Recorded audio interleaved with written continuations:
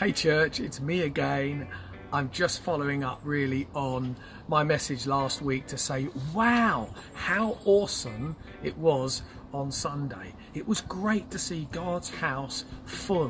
What a difference it makes when we gather together with intensity and with intent.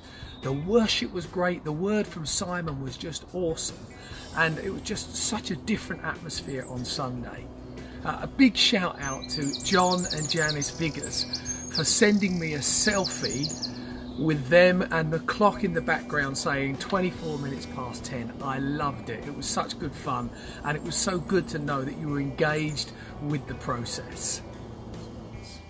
But before we get too carried away, let's not forget that being in time and being ready and rearing to go is really just our basic spiritual expectation.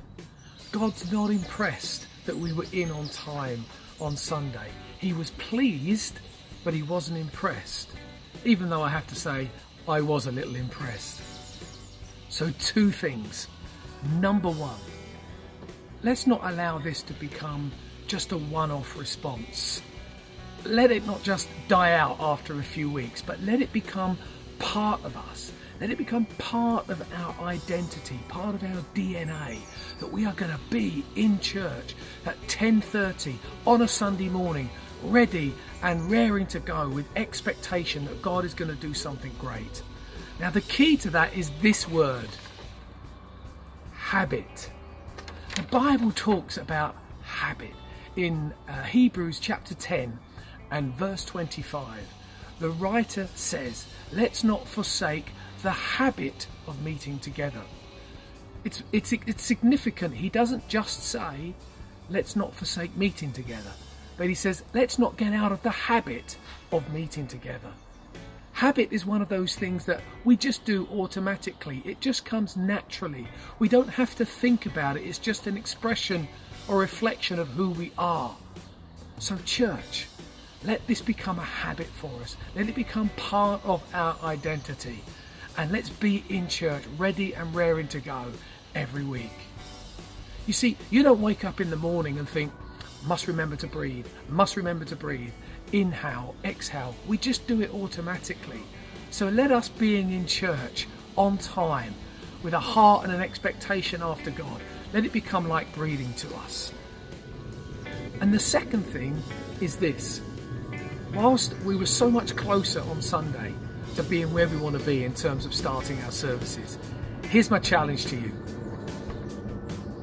We can still do better. We have over 70 people in church on Sunday morning at the beginning. But think how amazing it would be if we had 100 or 120, or dare we believe we had everybody in church at the beginning, ready and passionate for Jesus.